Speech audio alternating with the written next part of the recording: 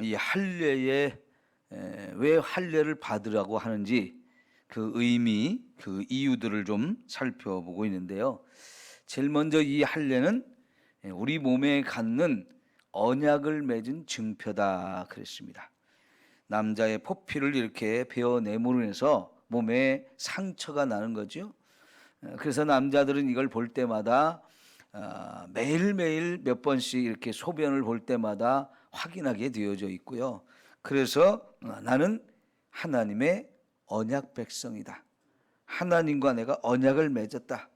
하나님이 우리를 번성하게 하고 축복하신다고 하는 이런 약속을 받은 자다. 이런 언약을 맺은 것을 항상 내 몸에 하나의 증표로 가지고 있게 하시는 것.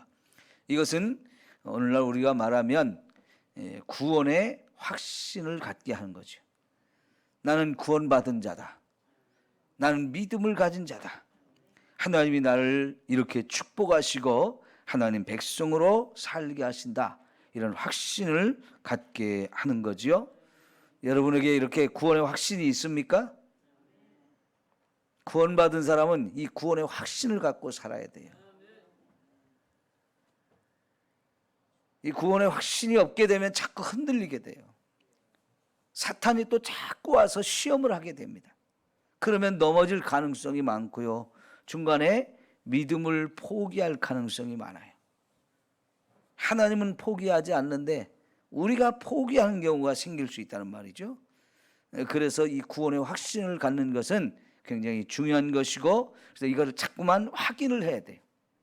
나는 구원받은 자다. 이 확신을 자꾸 가져야 되거든요.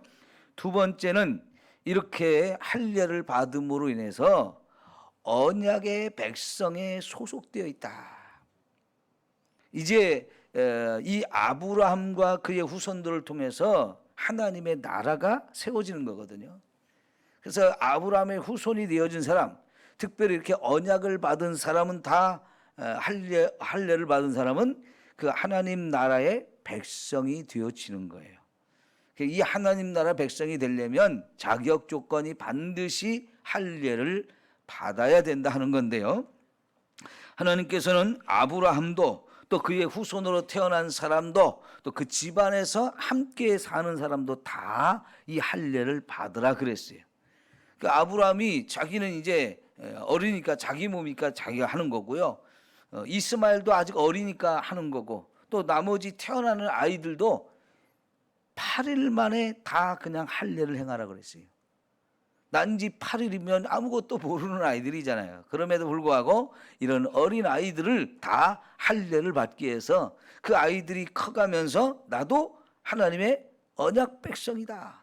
이거를 늘 확인하면서 살게 하는데, 문제는 아브라함의 집에서 지금 함께 사는 사람들이에요. 종들도 있을 거고요. 이 목자들도 있을 거고요. 또 그걸 지키는 사람도 있을 거고, 그 가족들도 다 있을 거고, 그 숫자가 1000명 이상 되는 대규모 이렇게 집단인데, 여러분 이 사람들도 다 할례를 받게 해야 되는데, 그 사람들이 진짜 아브라함의 말을 들어주느냐 안 들어주냐 이거죠. 이거는 종교 문제예요. 종교 문제. 근데 종교 문제는 옛날이나 지금이나 심각하거든요. 이게 보통 문제가 아니에요. 뭐 믿어라 그런다고 금방 믿어지는 건 아니잖아요. 그러니까 아브라함도 그 자기와 함께 사는 사람들 다 할례를 받게 하기 위해서 얼마나 그들을 설득하고 복음을 전하고 간증을 하면서 그들 함께 할례를 받게 하려고 노력을 했겠어요. 왜냐하면 이들이 종이기도 하고 나와 함께 생업을 같이 하면서 우리 집에서 돈을 받고 일하는 사람이기도 하고 같이 군대로서 이렇게 하는 사람들이기 때문에 분명히 같은 공동체이기는 하지만 종교 문제 가지고 이걸 아브라함이 아무리 주인이고 뭐 어떤 위치에 있다 할지라도 함부로 하기는 어려운 거거든요. 근데 하나님은 이들도 다 함께 할례를 받으라고 요청을 하는데, 그러면 그들도 다 언약 백성이 되어진다는 거죠. 하나님 나라 백성이 되어줄 수 있다는 거죠. 그러니까 그거를 아브라함이 계속 설명하고 설득하고 그러면서 그날 놀랍게도 그 가족 전체가, 거기 함께 사는 사람 전체가 다 할례를 받게 됐어요. 이거는 하나님의 은혜라고 봐야죠. 그래서 여기 23절에 어제 우리가 확인했듯이 이 사람들이 다 아브라함 집 사람이다 그랬어요. 아브라함 집 사람들. 네? 누가 봐도 이 아브라함과 함께 사는 사람들이고요, 그 공동체에 속한 사람들이에요. 그러니까 심지어 전쟁에 나갈 때도 야, 우리 전쟁에 가자. 사실은 내 조카가 저기 포로로 끌려갔는데 내가 그들을 좀 구해와야 되거든. 그럴 때 이 사람들이 다 같이 가는 공동 운명체가 된 거예요. 근데 하나님을 믿는 데 있어서도 그렇게 한 거죠. 결국은 이 사람들이 할례를 받음으로 인해서 이들이 전부가 이제 하나님의 언약 백성이 되어지는데, 여기 14절에서 하나님은 할례를 받지 아니한 남자 곧 포피를 베지 아니한 자는 백성 중에서 끊어진다. 그가 내 언약을 배반하였음이라 그랬어요. 그들 중에 분명히 나는 안 하겠습니다 하는 사람도 나올 거란 말이죠. 왜냐하면 다른 종교를 이미 가지고 다른 신을 섬기는 사람들도 있었을 거란 말이죠. 근데 그들이 다른 신을 섬기던 걸 버리고 하나님 섬기기로 한다? 쉬운 문제가 아니에요. 그럼 만약 그렇게 안 믿겠다, 나는 나의 신이 있다 하는 이런 사람은 어떻게 됐어요? 백성 중에서 끊어진다. 하나님의 언약을 배반한 거다. 지금 아브라함의 종으로 살 수가 없어요. 아브라함의 양을 칠 수가 없어요. 그럼 직장을 잃어버리는 거예요. 때로는 반강제적으로라도 아브라함이 이렇게 할례를 받게 했을 텐데요, 그렇게 할 때 처음에는 내가 왜 이걸 해야 되느냐 뭐 이런 반발도 있었을 수 있겠지만은 시간이 지나면서 이들도 다 아브라함의 후손이 되어져요. 아브라함에게 속한 사람이 되어져서 언약을 받은 사람, 하나님의 백성이 되어지게 한단 말이죠. 여러분, 여기에서 하나님께서는 이 아브라함의 후손이라는 게 혈통을 뛰어넘어서 거기 함께 살고 있던 사람들 전체를 다 품어주시는 이런 모습을 보게 되는데, 결국은 이것이 12장에서 하나님이 아브라함을 처음 부를 때부터 너를 통해서 천하 만민이 복을 받게 하는 것이다 이렇게 말씀하신 것처럼, 하나님은 이제요 꼭 아브라함의 후손으로 태어난 사람이 아니더라도 이방인 중에서도 얼마든지 나도 하나님 믿겠다, 너희들이 사는 걸 보니까 야, 하나님 믿는 게 최고 복이다, 너희들의 신이 최고다, 이런 것들을 확인하면서 들어오는 사람들이 있을 때는요 다 받아줬어요. 우리가 앞에서 15장에서 이 가나안 땅의 경계를 얘기하면서 그 땅에 이미 살고 있는 겐 족속, 그니스 족속 이런 얘기 했었죠. 그 겐 족속, 그니스 족속 중에서도 이제 하나님의 백성으로 들어와서 사는 사람들이 많아졌어요.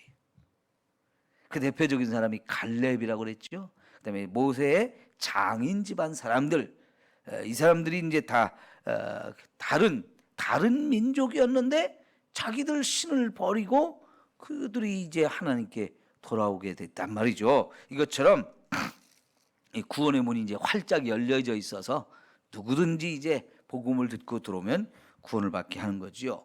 나중에 우리가 이제 야곱을 우리가 보게 되면, 지난번에 우리 전사님이 35장 설교를 하면서 세겜성에서 사건이 벌어져 가지고 큰 문제가 생겼단 말이죠. 이제 위급한 상황이 돼서, 그래서 베델로 올라가라 하는 말씀을 하실 때 야곱이 결단하고 베델로 올라가는데 가족들 전체를 다 불러 모았어요.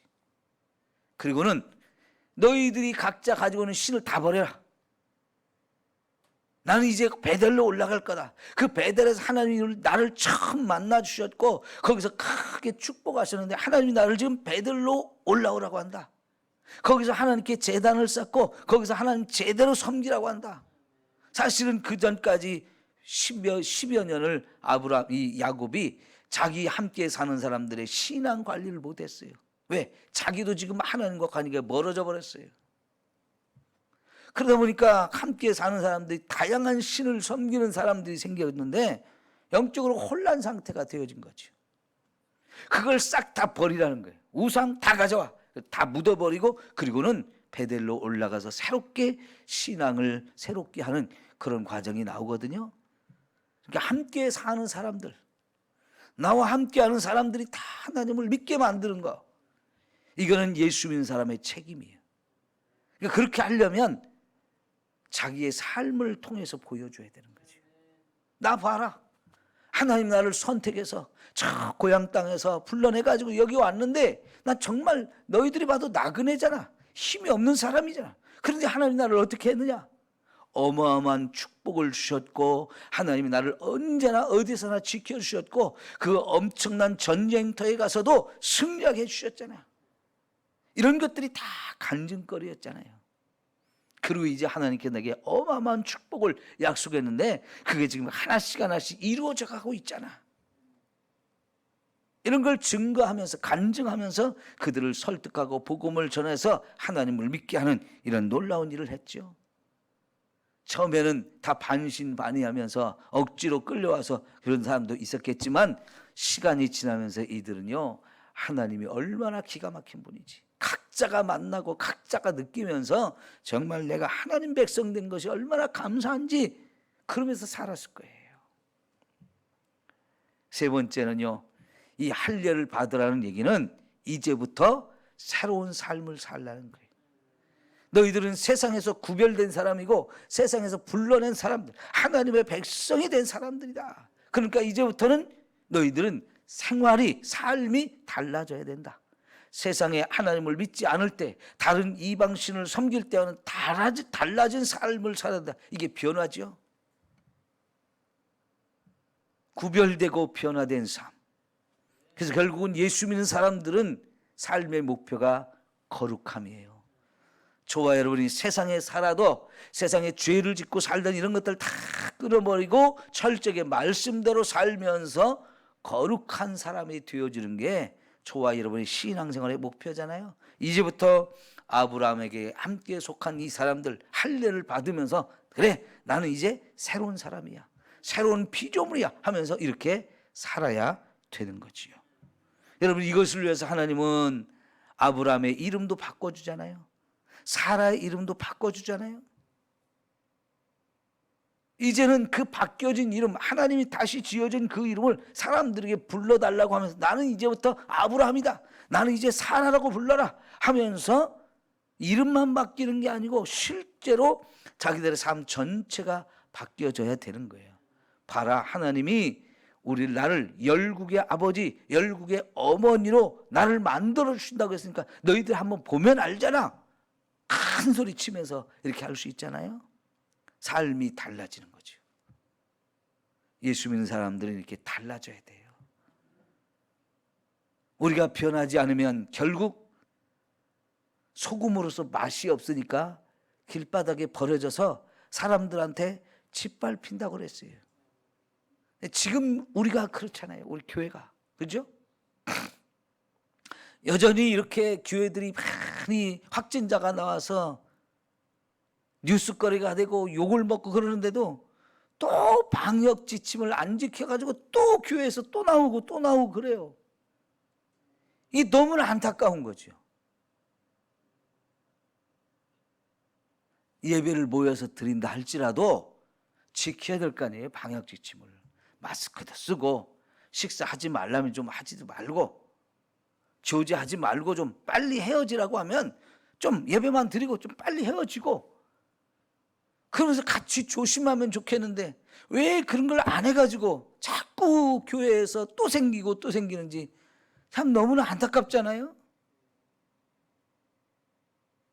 예수 믿는 사람들이 나만을 생각하면 안 되고 근데 주변에 있는 사람들을 생각해서 그러지 않아도 자영업자들이 장사를 못 해가지고 1년 넘게 안 되니까 이게 정말 다 파산 직전이잖아요.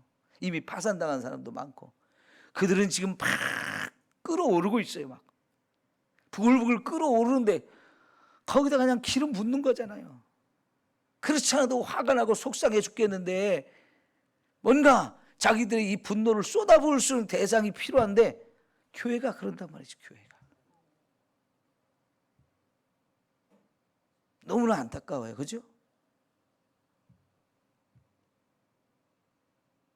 여러분, 우리는 세상 사람들이 보았을 때 예수 믿는 사람들이 참 대단한 사람들이다. 저렇게 예수 믿더니 달라져 가지고 저들이 세상에 소금이 되고 빛이 되는구나. 저들이 있어서 세상이 밝아지는 거야. 저들이 있어서 세상이 살맛 나는 거야. 용기를 주고 희망을 주고 부러워할 수 있는 이런 삶을 우리가 좀 살아야 됩니다.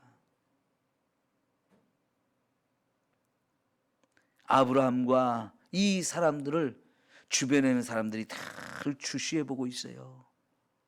저 먼 나라에서 낯선 사람들이 와서 이렇게 살고 있는데 저들은 어떤가? 우리와는 뭐가 다른가? 다들 이것을 좀 주시해서 보고 있는데 달라도 한참 다르다. 하나님을 믿는다더니 정말 하나님 믿는 건 저렇게 멋있는 거구나. 이걸 보여줘야 되잖아요. 할례를 받는다는 것은 특별히 그런 의미가 있는 거예요. 우리가 예수를 믿음으로 인해서 세상 사람들한테 칭찬을 받고 자랑스러운 존재가 돼야 되잖아요. 그 사도행전에 예루살렘 교회는 어땠어요? 사람들에게 날마다 칭찬을 받았잖아요. 사실 그때 복음을 전하는 내용이 뭐였습니까? 너희가 죽인 예수가 하나님이 우리를 구원하러 보시는 메시아다. 하나님이 오랫동안 그렇게 메시아를 보내준다고 약속했고 우리가 기다리던 그분이 왔는데 우리는 몰라가지고 우리가 스스로 죽였지 않느냐. 근데 그 예수를 메시아로 인정하고 이 메시아로 믿으라는 이 말을 할 때 여러분 이거는 그들이 제일 받아들이기 어려운 거였어요. 그렇잖아요. 네가 죄인이라는 말이잖아요. 네가 그 예수를 메시아를 죽인 사람이야 할 때 이게 제일 듣기 싫은 소리고요. 그런 소리 들을 때 제일 기분 나쁜 소리예요. 그런데 그런 복음을 전했는데도 불구하고 놀랍게 많은 사람들이 예수를 믿으면서 자기들의 죄를 회개했어요. 그게 가능했던 것은 이들의 삶이 너무나 변화된 모습으로 보여졌기 때문에 그들이 날마다 모여서 함께 예배드리고 기도하고 또 같이 교제하면서 떡을 나누고 그리고 서로 돕고 사랑하는 그 모습들을 사람들이 봤을 때 칭찬받을 만한 삶이었다는 거지요. 예? 그래서 날마다 구원받는 무리를 더하는 이런 축복이 있었어요. 예, 여러분 지금이야말로 교회가 세상에서 빛이 되어야 될 때 지금 세상에 보여줘야 할 게 그거예요. 여러분 이번 명절에도 우리가 쌀 겨우 30포 사가지고 30포죠? 네, 25개 이번에는 25개 사가지고 좀 어려운 분들 나눠드렸는데 여기 쓰레기를 버리다 보니까요 쌀자루가 있어요. 쌀포대가. 그 가만히 보니까 지곡교회가 나눠준 거더라고요. 스티커를 크게 붙여놨는데 좀 자기들이 하는 걸 좀 많이 좀 선전하고 싶었는지 1000개를 이번에 했다고 그렇게 다 써가지고 이렇게 나눴더라고요. 여러분 1000개면 이게 얼만큼입니까? 어마어마한 돈이잖아요. 그죠? 군산지 저녁에 이렇게 많은 어려운 사람들에게 나눠주고 베풀어주는 일을 한 것 같은데 여러분 요새는 그런 일을 좀 많이 해야 돼요. 그죠? 정말 하나님도 기뻐하실 일이고 어려운 사람들에게 얼마나 힘이 될까요? 물론 받는 사람 입장에서는 겨우 쌀 한 포대 10kg짜리 쌀 한 포대 작게 보일 수 있지만 이게 1000포대라고 하면요 작은 일이 아니에요. 우리도 25개 30개 하려면 이게 거의 100만 원 들어가는 돈인데 생각해 보세요. 작은 돈이 아니잖아요. 근데 이런 때는 교회가 자꾸 그런 일을 해야 된다고요. 그래야 사람들이 봤을 때, 야, 진짜 어려울 때 친구가 진짜 친구인데. 그죠? 어려울 때 정말 도움을 줄 수 있는 사람이 최고예요. 교회를 욕하던 사람들이 마음이 변해서, 역시 교회는 교회다. 교회가 있어야 돼. 이왕에 교회 가려면 삼성교회를 가자. 이렇게 돼야 되죠. 그죠? 여러분, 하나님이 할례를 행하라고 하는 것은 그만큼 우리들 스스로가 이제 하나님 백성이 됐다는 걸, 나 하나님 믿는 사람이라는 것을 확신을 가지고 구별된 삶을 살면서 하나님의 이름을 드러내고 전도자가 되라고, 복음을 전하는 사람이 되라고 그렇게 하시는 줄 믿습니다. 예, 기도합시다.